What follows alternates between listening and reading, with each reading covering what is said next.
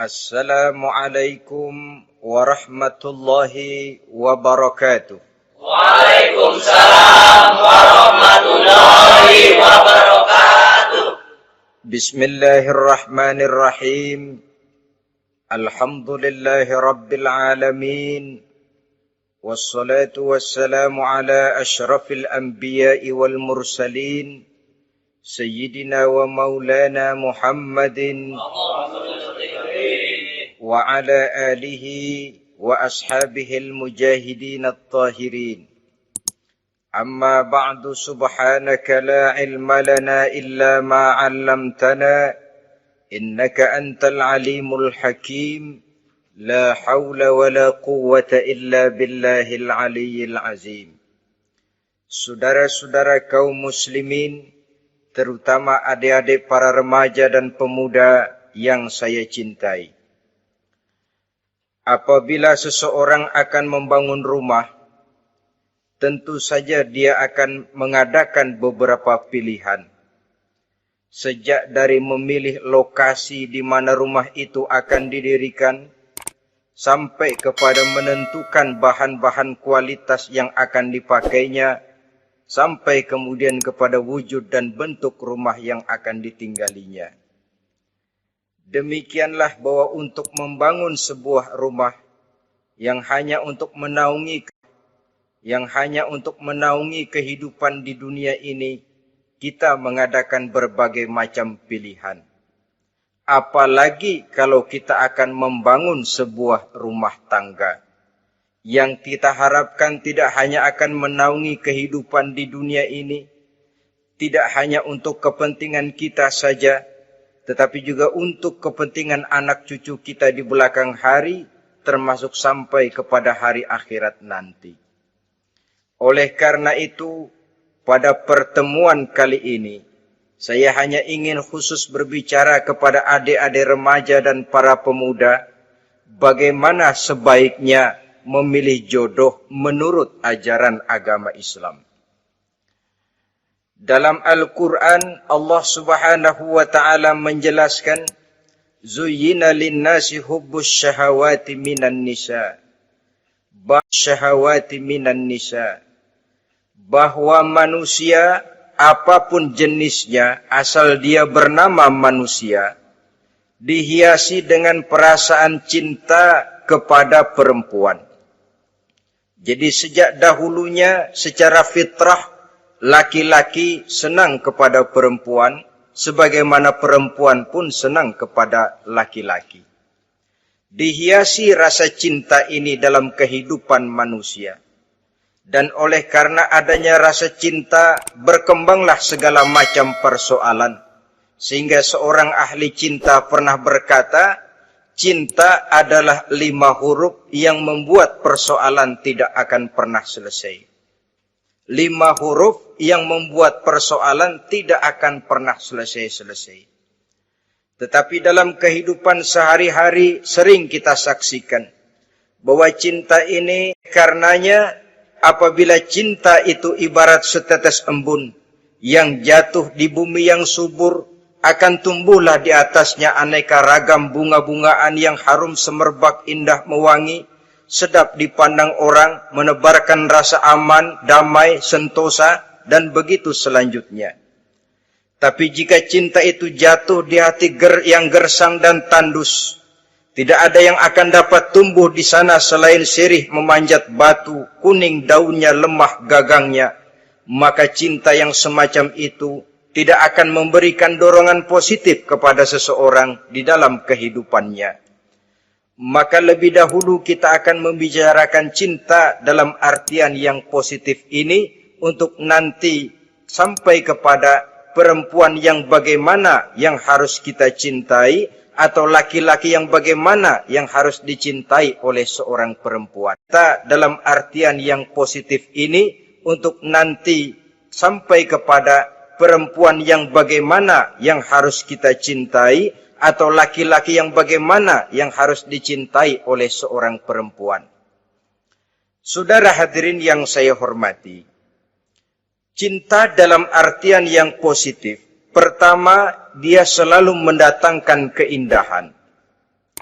Yang kedua, cinta itu memberikan energi atau semangat untuk berjuang. Dan yang ketiga, cinta itu selalu membawa resiko dalam bentuk pengorbanan. Maka cinta yang positif pertama melahirkan keindahan. Disinilah orang memerlukan filter atau saringan. Sebab keindahan yang didasarkan karena cinta itu merupakan satu keindahan yang relatif saja. Boleh satu terasa jadi indah. Namun bagaimanapun juga, kalau hati sudah diliputi oleh rasa cinta, segalanya akan terasa menjadi indah. Cinta itu adalah keindahan. Yang kedua, cinta itu energi, melahirkan dorongan dan semangat. Yang lemah bisa menjadi kuat, yang takut bisa menjadi berani, yang jauh jadi terasa dekat. Itu semua karena dorongan cinta. Dan dari energi ini lahirlah yang ketiga, bahwa cinta adalah pengorbanan. Sehingga orang berkata, berani bercinta artinya harus berani berkorban. Takut berkorban, jangan bercinta. Kalau cinta ini kita salurkan kepada nilai-nilai agama umpamanya, yang pertama cinta mendatangkan keindahan. Kita cinta kepada agama, maka apapun yang diperintah, zakat terasa menjadi indah, jihad pun akan terasa menjadi indah. Persis kalau kita cinta kepada seorang gadis. Jika kita cinta kepada seorang gadis, apanya saja akan kelihatan menjadi indah. Jalannya terasa indah, lenggang-lenggoknya terasa indah, suaranya merdu padahal cemprengnya bukan main. Seluruhnya akan mendatangkan keindahan karena dasarnya sudah cinta. Cinta membawa kepada keindahan. Yang kedua, cinta itu melahirkan energi. Orang yang cinta kepada agama akan lahir tenaga dan semangatnya melaksanakan ibadah, melaksanakan puasa, melaksanakan zakat, melaksanakan solat, melaksanakan haji, bahkan melaksanakan jihad sekalipun. Cinta selamanya melaksanakan ibadah, melaksanakan puasa, melaksanakan zakat, melaksanakan solat, melaksanakan haji, bahkan melaksanakan jihad sekalipun. Cinta selamanya menimbulkan energi dan semangat. Sama saja dengan kita apabila jatuh cinta kepada seorang gadis, walaupun rumahnya jauh, katanya, gunung pun akan kudaki, lautan pun kuseberangi. Untuk apa itu? Untuk menemui apa yang kita cintai. Cinta selamanya melahirkan energi.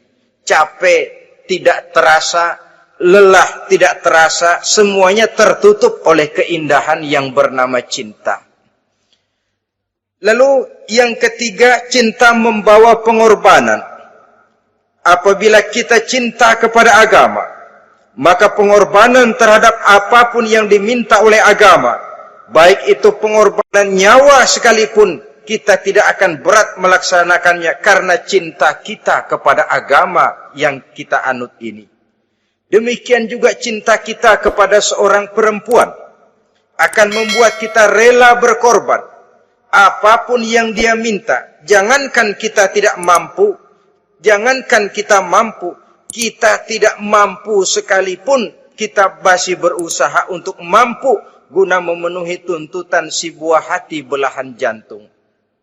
Kadang-kadang malam minggu si doi ngajak nonton. Umpamanya, duit tidak ada, gajian belum, kerja enggak. Timbullah inisiatif. Entah sepatu kita jual ke tukang loa, entah celana mampir dulu ke tempat lain. Yang penting kita berkorban untuk memenuhi. Yang penting kita berkorban untuk memenuhi permintaan si buah hati belahan jantung. Ketika itu pengorbanan sudah tidak kita rasakan lagi.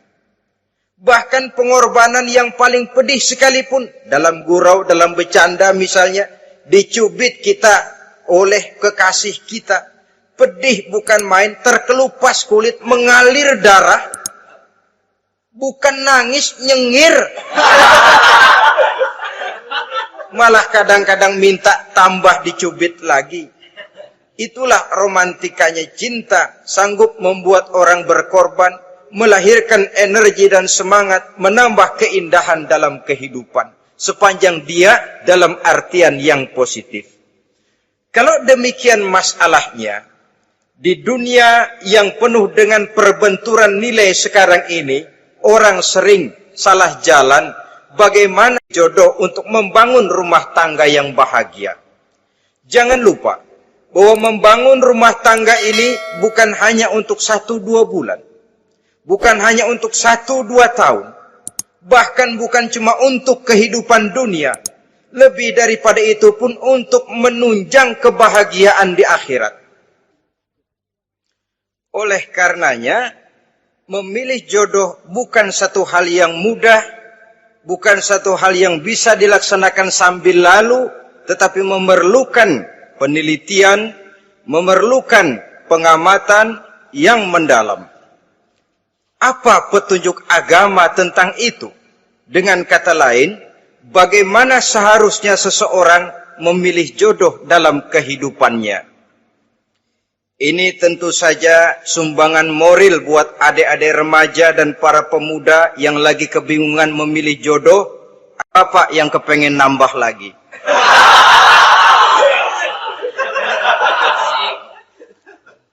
Mohon maaf kepada ibu-ibu, saya tidak menganjurkan, cuma ngajarin. Yang pertama, menurut Nabi, nikahilah perempuan itu karena rupanya, karena hartanya, karena keturunannya, dan karena agamanya. Ada 4 motif utama di sini. Pertama, memilih jodoh, lihatlah rupanya. Lagian siapa yang kepengen dapat jodoh rupanya enggak karu-karuan? Cari rupa yang cantik, indah, dan menawan. Namun jangan lupa, saya katakan di zaman di mana sering terjadi benturan nilai seperti sekarang ini, orang sulit untuk mendapatkan keaslian. Di mana tepatkan keaslian. Di mana teknologi sudah sedemikian canggih. Di mana ilmu kedokteran sudah sedemikian maju. Maka berbagai macam rupa bisa dibentuk dengan apa yang dinamakan operasi plastik misalnya. Yang pesek bisa dibikin mancung. Kuping yang kelebaran bisa dibikin sedang, pipi yang kembung sebelah bisa dibikin rata, janggut yang tidak menarik bisa dibikin lebah bergantung katanya. Oleh karena itu, kalau pilihan hanya tertuju kepada rupa yang cantik saja semata-mata, kita sudah melakukan satu kesalahan yang sangat besar. Sebab apa? Diperingatkan oleh Nabi melalui hadis Ibnu Majah, Bazar dan Baihaqi dari Ibnu Umar. Janganlah kamu kawini seorang perempuan karena kecantikannya, sebabnya akan mendatangkan kesombongan. Tetapi kawinilah karena agama dan akhlaknya, karena itulah yang akan membawa kepada kebahagiaan. Saudara-saudara kaum muslimin, terutama adik-adik remaja dan para pemuda. Dikala usia puber, apalagi mata baru terbuka, awal balik namanya, remaja sering kehilangan filter. Pokoknya asal melihat rupa yang sudah lemot, denok, geboy, pikiran pun hanyut, malam terkenang, siang terbayang, tidur tak nyenyak, makan tak enak katanya, selalu terbayang wajah si doi. Dikala itu orang kehilangan pertimbangan bahwa rupa yang cantik kadang-kadang sering menipu. Diriwayatkan oleh Imam Ibnu Abbas, satu hari ketika sedang kumpul dengan para sahabat, lewatlah orang dengan potongan potongan orang kaya. Kelihatan kan, orang kaya sama orang miskin jalannya aja lain kan? Jalannya saja, jangan gaya hidupnya, jalannya saja lain. Liwat dia. Rasul bertanya kepada seorang sahabat, menurut pendapatmu bagaimana orang yang liwat itu? Kata sahabat, oh, yang lewat ini ya Rasul, kalau dia meminang perempuan pasti diterima. Kalau dia menolong orang pasti berhasil. Kalau dia ngomong pasti didengerin. Kenapa? Orang kaya. Orang kaya ya Rasul. Kalau dia minang, perempuan mana yang kagak bisa menerima kalau dipinang oleh orang kaya? Biar mukanya udah menerima kalau dipinang oleh orang kaya. Biar mukanya udah belipet kayak dompet tanggung bulan. Kalau memang duitnya banyak, nggak kelihatan tuh muka yang belipet. Yang kelihatan duit. Kalau dia nolong orang, pasti berhasil apa yang dia tolong itu. Kalau dia ngomong, pasti didengerin orang. Walaupun omongannya biasa-biasa saja. Kenapa? Orang lihat penampilannya. Sudah, ketika orang itu lewat, beberapa lama kemudian lewat lagi seseorang yang kelihatannya miskin. Rasul tanya lagi, kalau orang ini, bagaimana pendapat kamu? Wah, potongan begini sih Rasul. Kalau dia minang, orang tolak. Siapa yang mau kawin sama kere begini? Kalau dia nolong orang, pasti nggak berhasil. Kalau dia ngomong, apa kata Rasul? Orang yang terakhir, yang lewat ini, yang barusan lewat, jauh lebih baik dari yang pertama yang lewat tadi. Jauh lebih baik. Maksud dari ucapan ini, Rasul sebenarnya mendidik para sahabat, jangan tertipu oleh penampilan. Sebab penampilan tidak selamanya mencerminkan keaslian. Apalagi di zaman sekarang. Salon di mana-mana bejibun. Alis mata bisa dibikin. Pipi bisa dicat. Yang pinggir kuning, yang tengah merah. Di sebelah merah ada yang kehitam-hitaman. Persis orang kepentok tiang listrik.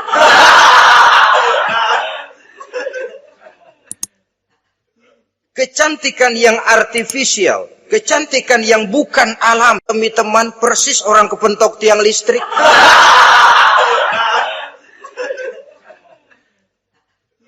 Kecantikan yang artifisial, kecantikan yang bukan alami. Karena itu silakan saja cari yang cantik, tapi jangan terpaku sampai di situ. Sebab kecantikan di samping dia mudah berubah oleh pergeseran masa dan pertukaran waktu, ternyata penampilan tidak selamanya mencerminkan keaslian. Lain hari, seorang sahabat pernah mengadu. Ya Rasul, ada apa? Inna imra'ati la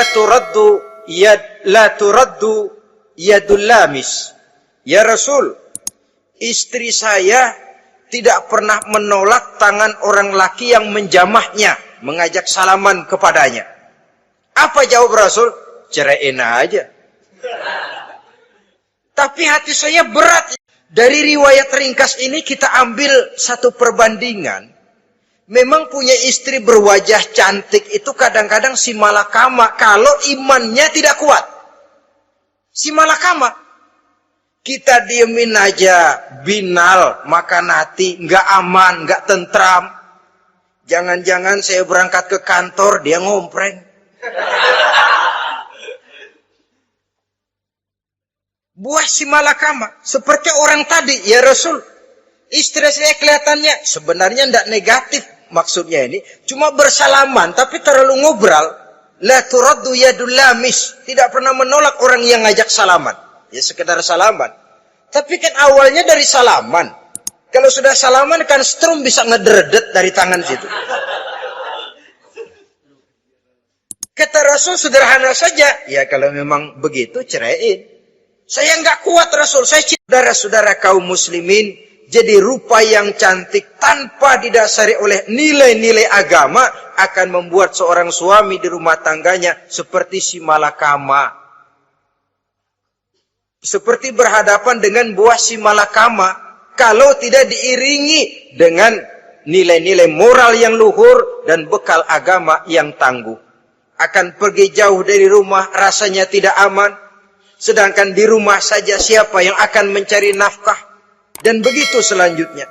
Orang tadi jelas berhadapan dengan buah si malakama. didiamkan, makan hati. Sebab, maaf, kalau seorang suami sudah tidak punya rasa cemburu terhadap istrinya, itu kan yang disebut dayus. Dan dayus itu, jangankan masuk surga, bau surga saja dia tidak dapat. Tapi cemburu dalam artian bukan cemburunya, itu kan yang disebut dayus. Dan dayus itu, jangankan masuk surga, bau surga saja dia tidak dapat. Tapi cemburu dalam artian bukan cemburu buta, cemburu dalam artian yang wajar. Dia cemburu, akan dikerasi takut kalau istrinya minta cerai, sedangkan dia cintanya sudah kadung medok bener. Si malakama jadinya. Nah, ini juga satu riwayat yang memberikan gambaran kepada kita. Pilihan, silakan cari rupa yang cantik saja. Cari yang cantik. Tapi kalau itu dijadikan motif utama tanpa dasar-dasar agama, saya khawatir nanti rumah tangga kita akan berhadapan dengan buah si malakama. Jadi adik-adik remaja, usaha, ikhtiar, cari yang cantik. Yang kira-kira nggak bosenin. Supaya kita betah tinggal di rumah. Supaya kita merasa ada tempat. Sebab kalau nyari bini sebini-bininya mah, ya jodoh di tangan Tuhan, kagak usah nyari juga ntar datang diri umpamanya. Iya, kalau yang datang peot. Orang harus berusaha walaupun pada akhirnya jodoh toh memang ditentukan Allah. Kan 3 hal yang kita tidak bisa menentukan itu katanya. Maut, rezeki, jodoh. Itu yang masuk mysterious problem. Problem yang misterius. Maut, misterius. Kapan kita mati, kita sendiri tidak tahu. Tahun depan, 50 tahun lagi, 100 tahun lagi, tidak pernah seorang pun diberitahu. Tapi yang pasti dia bakal datang. Kapan dan di mananya, kita tidak tahu.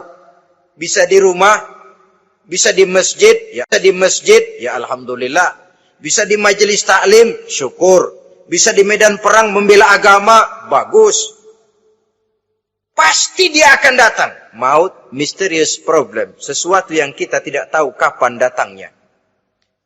Rezeki, gitu juga. Sehingga orang sering bilang, rezeki katanya kayak bayangan. Kita ubur-ubur, dia lari. Kita diam, dia mah diam. Setengah mati kita ubur-ubur. Emang ukuran segitu, segitu aja. Begitu kita nggak ngapa-ngapain, datang yang bawain rezeki. Namanya rezeki itu mysterious problem. Kadang-kadang ngobek, sungsang, sumbul, udah segala tanah orang kita ukur-ukurin. Udah segala ngomong sudah nggak ada yang loh, tuh sudah buta. Tapi memang bayangan kalau belum rezeki. Kadang-kadang nyari kode sampai tidur di kuburan. Belepotan tanah kuburan loh. Yang aneh lagi kadang-kadang orang gila ditanyain. Allahu Akbar, ini kode-kode zaman sekarang ini. Sampai orang waras nanyain orang gila itu gimana itu. Ini sudah efek yang betul-betul negatif. Sudah jelas orang gila kok ditanya. Apa kira-kira yang nanya nggak lebih gila dari yang gila itu?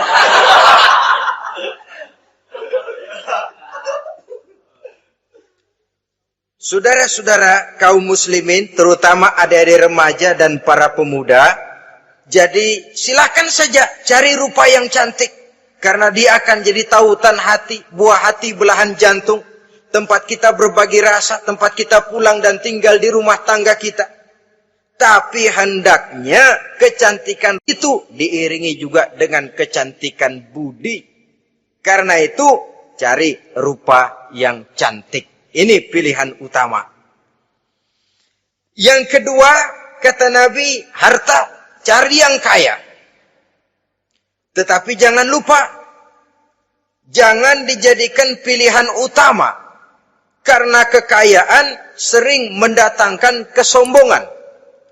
Apalagi kalau seorang pemuda mendapat istri orang kaya. Hidupnya dimodali oleh istrinya. maka biasanya wibawanya sebagai seorang suami akan hilang. Akhirnya komando di tangan istri. Dikala itulah suami tidak lebih daripada prajurit yang taat kepada komando istrinya.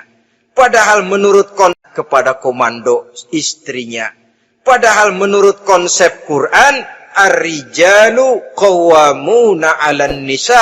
Laki-laki diciptakan sebagai pembimbing bagi perempuan. Kalau nanti suatu saat terjadi benturan, sedangkan modal diberikan oleh istri, terjadilah pengungkitan. Kata istrinya apa? Lu jangan bertingkah, lu kan kawin sama gue, modal lu kolor doang.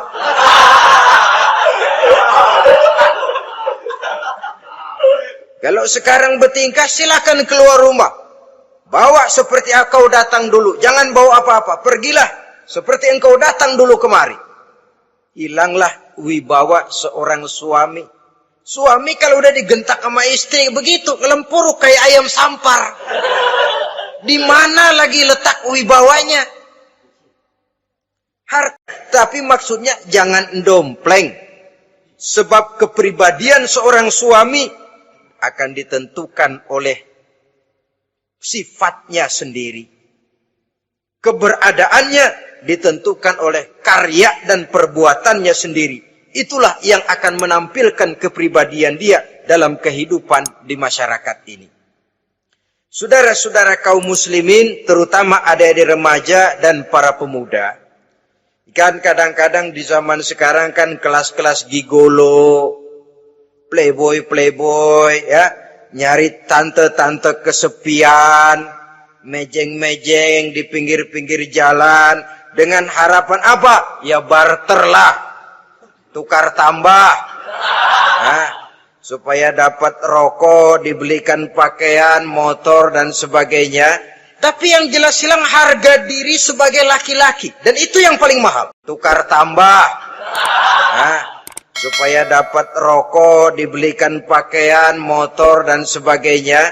Tapi yang jelas hilang harga diri sebagai laki-laki, dan itu yang paling mahal. Kalau seorang laki-laki sudah kehilangan harga diri, apalagi yang bisa dibanggakan dalam kehidupan ini? Apa artinya naik mobil kalau kepala tertunduk ke bawah? Apa artinya jalan di tengah masyarakat kalau kita tidak bisa menengadah dengan satu kebanggaan?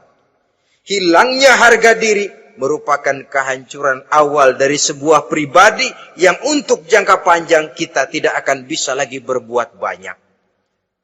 Tanpa harta orang memang sulit untuk bahagia. Tapi harta semata-mata bukan merupakan jaminan bahwa orang lantas akan bahagia.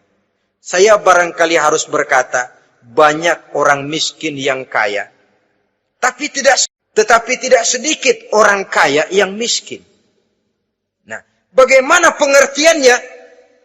Orang miskin yang kaya, materinya sederhana, peralatan rumah tangganya sederhana, tapi hatinya kaya. Oleh karena hatinya kaya, jiwanya lapang. Sebaliknya, orang kaya yang miskin, di tengah kelimpahan materi yang berlimpah, segalanya serba ada, hatinya yang miskin. Kelimpahan materi tidak akan sanggup mengobati kemiskinan hatinya. Sehingga di tengah kehidupan yang serba ada, dia masih merasa kurang, maka dia tidak pernah cukup. Di tengah kemilauan dan gemerlapan serta glamornya rumah mewah, dia merasa hidup di tengah gurun pasir yang gersang dan tandus. Karena itu, biarlah miskin harta tapi kaya budi. Dasar pilihan ketiga, sesudah rupa dan harta, menurut Nabi, keluarga. Faktor keturunan sangat menentukan. Pepatah mengatakan, buah apel akan jatuh tidak terlalu jauh dari pohonnya. Biasanya, kalau bapak kalong, anak kampret. Bapak nyolong, anak nyopet. Itu fotokopi. Saudara-saudara, sungguh pun demikian, faktor keluarga bukan merupakan yang paling dominan. Karena segalanya memang bergantung kepada hidayah dari Allah Subhanahu wa ta'ala. Kalau hidayah datang, bisa saja anak maling bisa jadi kiai. Kalau hidayah datang, bisa saja anak nabi malah ikut bersama orang-orang kafir. Hidayah datang, bisa saja anak maling bisa jadi kiai. Kalau hidayah datang, bisa saja anak nabi malah ikut bersama orang-orang kafir. Pada akhirnya orang mau besar atau tidak, bukan dengan jalan menyempeng kepada keturunan orang lain, tapi ditentukan oleh kepribadian dirinya sendiri. Tidak bisa kita menjadi besar dengan menyebut kebesaran orang lain. Itu sebabnya dicontohkan oleh Imam Ali pada saat beliau berkata, "Laisal fata may yaqulu kana abi, walakinnal fata may yaquluha anadha." Anak muda yang gentleman adalah anak muda yang berani berkata, "Inilah saya." Bukan anak muda yang membanggakan leluhurnya. Ini kan zaman sekarang ini lagi ngetop-ngetopnya lagu-lagu cengeng katanya. Tuh. Lagu cengeng cuma satu efek dari sikap yang lebih utama dari itu, yaitu mental cengeng. Kalau mental sudah cengeng, apapun yang kita lakukan akan jadi cengeng. Tidak cuma lagu, kebudayaan yang lahir akan kebudayaan cengeng. Jadi pengusaha cengeng. Jadi pejabat cengeng. Jadi kiai cengeng. Kenapa? Mental cengeng. Di antara mental cengeng itu apa? Mengandalkan fasilitas atasan. Kalau tidak ada fasilitas dari atas, lantas tidak bisa berbuat apa-apa. Cengeng. Menjadi besar bukan karena karier pribadi, tapi karena nasib katrolan. Itu pun termasuk mental cengeng. Sedikit gagal, B. Bagaimana B? Sedikit jalan buntu, babe. Yang saya hormati. Jadi, lebih penting dari sekedar lagu-lagu cengeng, saya malah lebih suka bicara mental cengeng ini. Mental yang cepat putus asa. Mental yang tidak mau mengeluarkan usaha maksimal. Mental yang hanya mengandalkan fasilitas. Sedangkan pribadinya tidak lebih daripada pribadi sumuhun dawu. Pribadi kulonuwun. Pribadi kumaha juragan wae. Pribadi oke bos. Pribadi asal bapak senang. Bukankah itu semua merupakan cermin dari mental-mental yang cengeng. Yang untuk jangka panjang tidak akan pernah menguntungkan daripada pembangunan bangsa dan negara yang kita cintai ini. Seseorang mau besar atau tidak, bukan dengan jalan menyempeng kepada kebesaran orang lain. Bahkan Syauqi dalam sebaik syairnya yang lebih tegas mengatakan yang cengeng, yang untuk jangka panjang tidak akan pernah menguntungkan daripada pembangunan bangsa dan negara yang kita cintai ini. Seseorang mau besar atau tidak, bukan dengan jalan menyempeng kepada kebesaran orang lain. Bahkan Syauqi dalam sebaik syairnya yang lebih tegas mengatakan, wa syarrun nasi zu khumulin iza fakhartahum zakarul jaduda wa syarrun nasi wa khairun nasi zu syarafin qadimin aqama li nafsihi syarafan jadida. Generasi yang paling jelek adalah generasi pemalas. Kalau kelihatan orang lain lebih hebat dari dia, disebut-sebutnya kebesaran nenek moyangnya. Dia sendiri nggak punya prestasi apa-apa. Kerjanya cuma ngandeli babe. Kerjanya cuma menggelayuti fasilitas orang tuanya. Tanpa itu, dia tidak akan sih belum apa-apa lo, baru kopral lo. Engkong gua no, Komandan Hansip. Engkong. Engkongnya yang disebutin.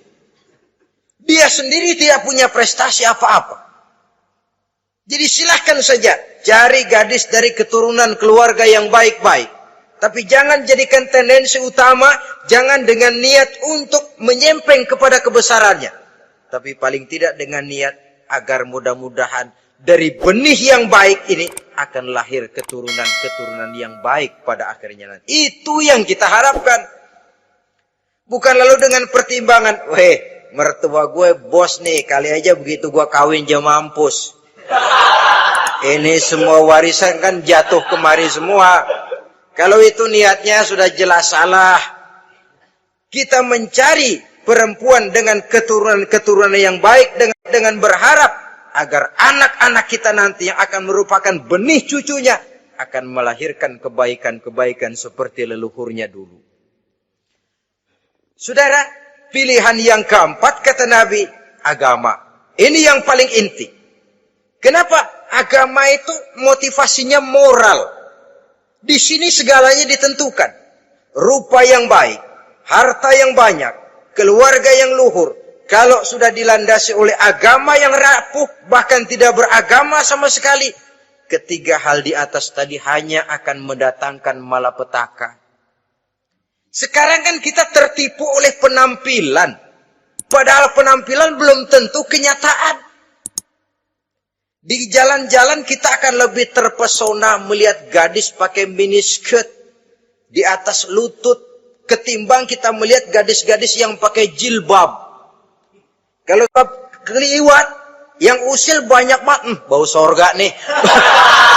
Bau sorga katanya. Tapi kalau sudah yang pakai miniskirt itu yang lewat, itu dari ujung ke ujung mata kagak mau kedip. Laler nemplok di mata kagak dirasain. Kita terpesona oleh penampilan zahir, padahal penampilan belum tentu memantulkan hal yang sebenarnya. Tapi memang itulah watak manusia. Watak manusia, saya katakan manusia tanpa kecuali. Tetapi bergantung kepada pemikiran jangka pendek atau jangka panjang. Kalau jangka panjang yang kita pikirkan, ya tentu kita tidak akan mudah terpesona oleh hal yang zahir. Sampai-sampai Quran sendiri mengatakan, budak yang hitam legam, tapi beriman, itu lebih baik daripada orang-orang musyrik, walaupun cantik, denok, lemot, geboy. Ada lagi nggak bahasa yang lebih dari itu?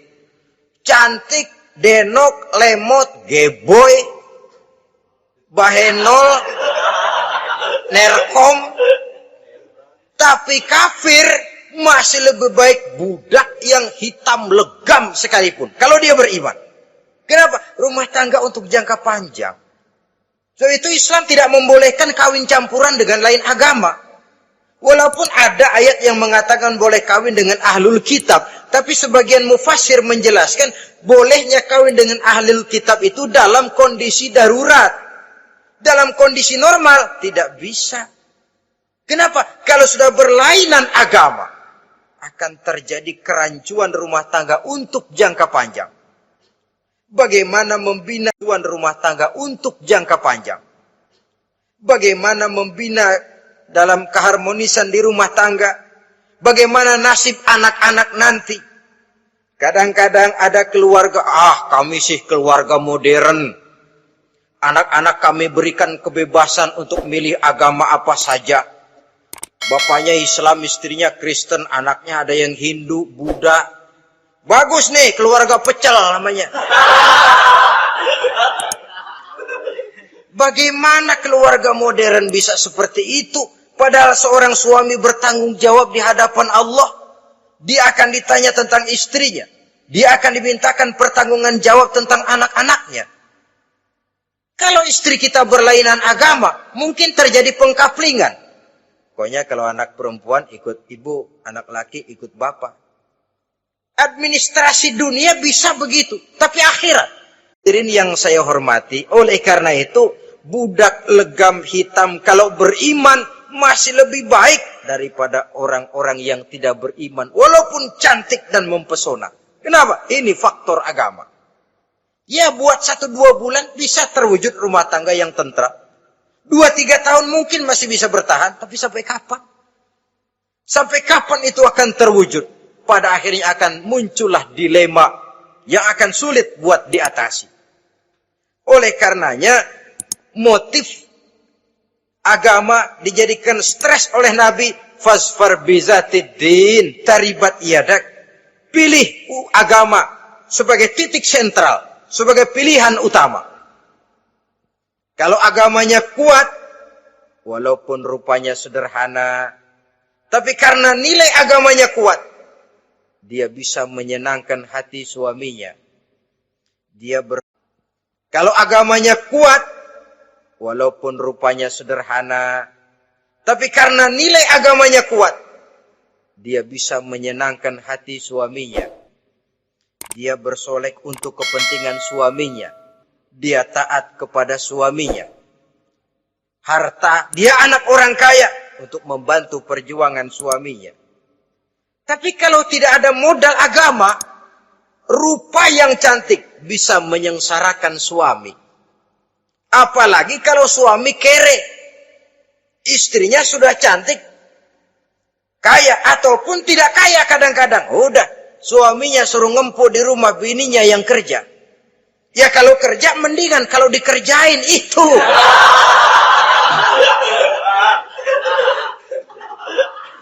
Itu yang repot. Saudara hadirin yang saya hormati, dan ini bukan satu dirinya seperti pengaduan sahabat kepada Rasul tadi. Mau diceraiin, cinta saya udah medok benar Rasul. Enggak diceraiin, hati saya ngebet, pegel. Si malakama akhirnya. Jadi oleh karenanya agama. Kalau dia cantik, walaupun miskin, agamanya kuat, dia bisa memelihara kehormatan diri. Dia kaya, agamanya kuat, hartanya disalurkan di jalan Allah. Karena itu, agama jadikan pilihan utama.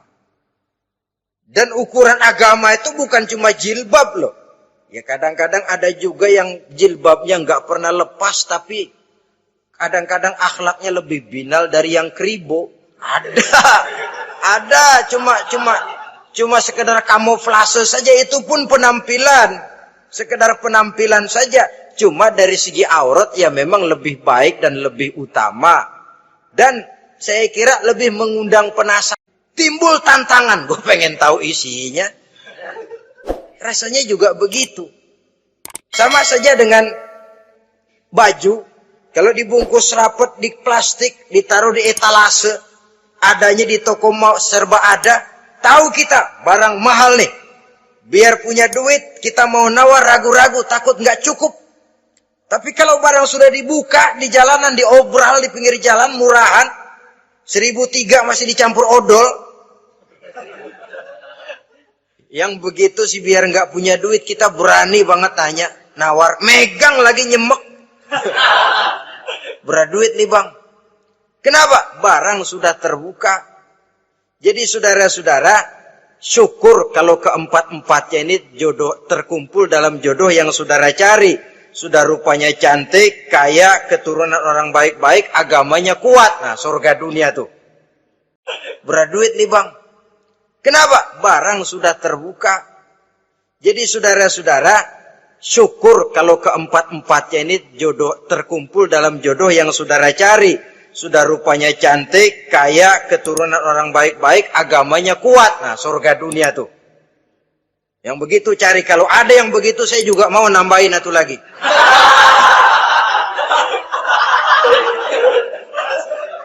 Tapi yang kumpul keempat-empatnya ini terus terang saja langka. Makhluk langka ini. Kadang-kadang cantik, kaya, keluarganya hebat, agamanya nol, akhlaknya kayak setan. Tapi yang paling celaka kalau empat-empatnya kagak ada. Rupanya jelek. Melarat. Bapaknya biang maling. Kagak beragama lagi. Apanya yang mau dipilih? Mampus saja mendingan. Sudah di remaja. Nah, lalu apa? Motivasi agama dalam pembinaan ini apa? Agama ini kan memberikan contoh bahwa perempuan yang baik itu, yang kita ingin jadikan dia sebagai ideal dalam pencarian jodoh, tandanya 3. Iza ra'aitaha saratka, kata Nabi. Kalau dipandang, dia bisa menggembirakan kamu. Kan ini yang penting buat seorang suami. Kalau saudara nanti jadi suami, punya istri yang jadi partner setia mendampingi suaminya. Kalau dilihat nggak bosenin. Kenapa? Dia berdandan untuk nyenangin hati suaminya. Nggak bosenin. Kan kadang-kadang ada bini kalau kita pulang Demok aja fotonya.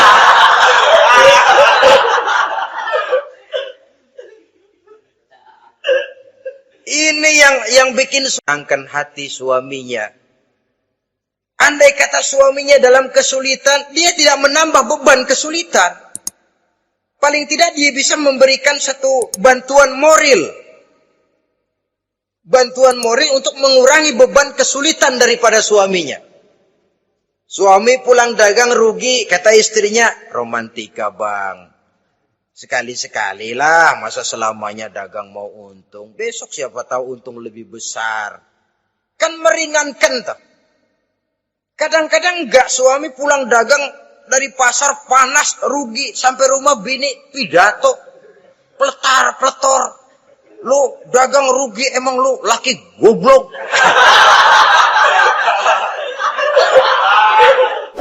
Sudahlah di pasar rugi, di rumah digoblok-goblokin. Ini nanti kena penyakit broken home yang begini ini. Pastor, lu dagang rugi, emang lu laki goblok.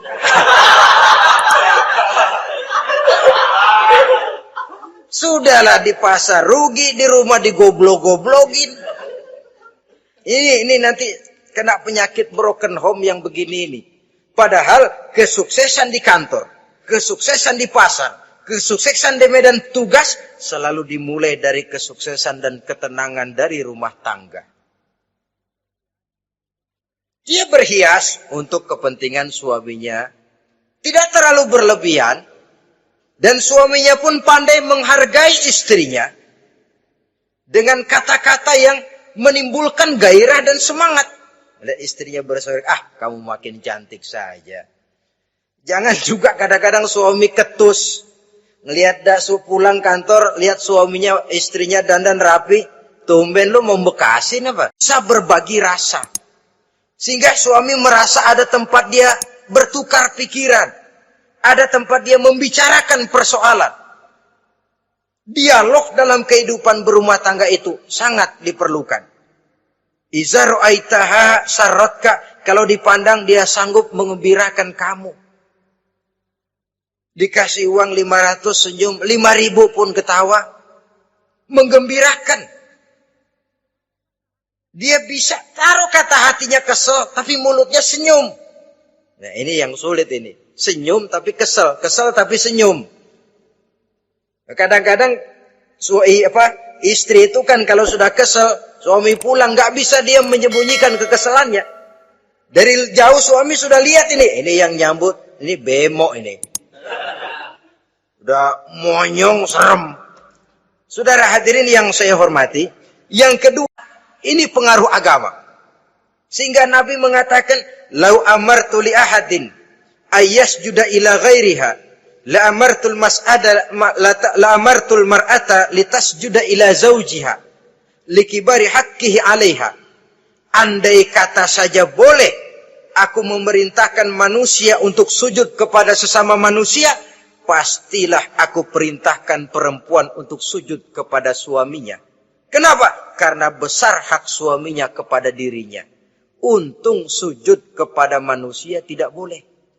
Andai kata boleh, perempuan disuruh sujud sama suaminya. Ini tidak perlu sampai sujud. Cium tangan saja minta ridho suami, kadang-kadang perempuan sekarang berat. Paling banter setahun sekali lebaran doang. Laki pulang sembahyang tubruk, cium tangan, minta redo, nangis, segala macam. 3 hari habis lebaran, beras habis. Banter setahun sekali lebaran doang. Laki pulang sembahyang tubruk, cium tangan, minta redo, nangis, segala macam. 3 hari habis lebaran, beras habis. Monyong aja lagi.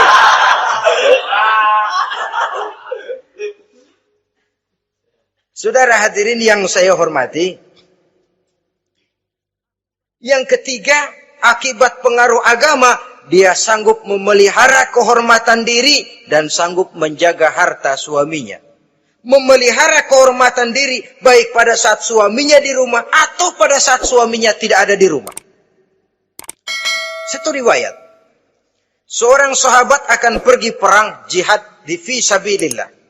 Ketika mau berangkat dia bilang kepada istrinya, "Saya mau berangkat perang. Kalau saya belum pulang, kamu jangan keluar rumah. Baik bang. Pergi istrinya. Pergi suaminya jihad. Ada apa? Ada berita kurang enak, Bu. Orang tua ibu sakit parah. Mohon tolong ditengokin. Apa kata si istri? Maaf saja, suami saya belum pulang dari medan perang. Saya belum dapat izin keluar rumah kalau dia belum pulang. Tolong sampaikan maaf saya kepada orang tuanya. Pulanglah utusan tadi. Besok balik lagi. Bu, ada apa? Udah Senin Kemis. Napasnya sudah sampai tenggorokan. Tolong tengokin buat terakhir kalinya, Bu. Suami saya belum pulang. Dia pesan kalau dia belum pulang, saya jangan keluar rumah. Saya nggak bisa tengokin orang tua saya. Salam maaf saja. Pulang utusan itu. Besok balik lagi. Bagaimana? Sudah meninggal, Bu. Mau dikubur, tengokinlah buat terakhir kalinya. Suami saya belum pulang. Saya belum berani keluar, Bu. Mau dikubur, tengokinlah buat terakhir kalinya. Suami saya belum pulang. Saya belum berani keluar rumah kalau suami saya belum pulang. Itu janji saya sama suami saya. Pulanglah utusan ini ngadu kepada Rasulullah sallallahu alaihi wasallam. Ya Rasul, ini perempuan kelewatan benar. Dari orang tuanya sakit sampai sekarat, sampai mati, sampai dikuburin dia nggak nengokin. Memangnya kenapa? Suaminya katanya pergi jihad. Dan suaminya tidak mengizinkan dia keluar rumah. Kalau si suami belum pulang. Apa jawab Rasul? Marahkah beliau? Tidak. Beliau senyum. Apa katanya? Dosa orang tua yang meninggal ini telah diampuni oleh Allah. Karena dia punya anak perempuan yang begitu taat kepada suaminya. Allahu Akbar. Dosa orang tua yang sudah diampuni oleh Allah. Karena dia punya anak perempuan yang begitu taat kepada suaminya. Ketaatannya kepada suaminya menyebabkan dosa orang tuanya diampuni oleh Allah Subhanahu wa ta'ala. Suami pergi jihad. Orang tua sakit keras, tidak berani dia keluar rumah. Itu tandanya bisa menjaga kehormatan diri. Kalaupun satu saat suaminya manggil, Bu, tolong ambilin uang di dompet. Dompetnya dibawa, Bang, ambil saja sendirilah, nanti salah ambil lagi saya. Kadang-kadang enggak, suaminya pergi mandi, dompet berantakan. Saudara hadirin yang saya hormati, ini motivasi agama. Jadi kecantikan zahir yang diimbangi dengan kecantikan batin oleh karena pengaruh agama tadi. Kalau sudah kemari, orang tidak perlu mikir-mikir operasi plastik, bikin yang tertarik, bikin belakang yang kurus jadi menarik. Tidak. Orang tidak perlu lagi pakai susuk-susukan, dipasang di bibir supaya kalau senyum orang gempor. Supaya kalau ngomong orang percaya. Dipakai di kuping supaya macam-macam. Tidak perlu lagi.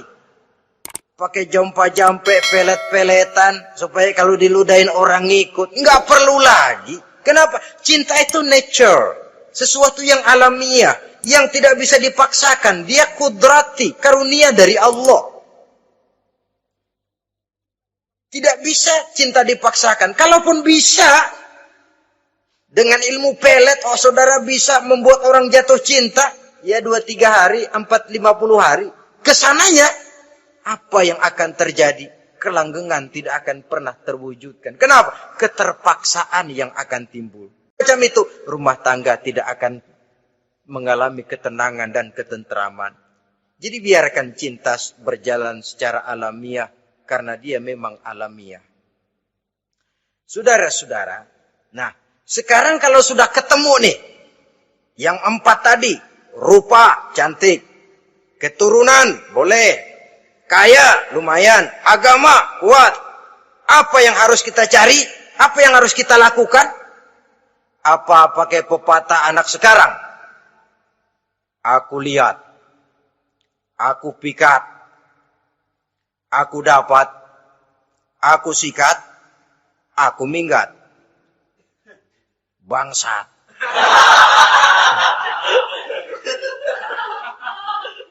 Itu kan ada moto cinta kilat begitu tuh. Cinta kilat katanya. Aku lihat, aku pikat, aku dapat, aku sikat, aku minggat. Bangsat. Atau kita harus hanyut dalam arus free love, free sex, summon living, eksperimen dulu? Tidak. Islam menganjurkan, kalau memang seret, ini rasanya ini nih, mantap gue nih. Apa yang diajarkan oleh Islam selanjutnya? Meminang, saudara-saudara. Meminang adalah langkah awal untuk mengikat tali pernikahan. Diizinkan meminang. Dan di dalam meminang pun diizinkan untuk melihat.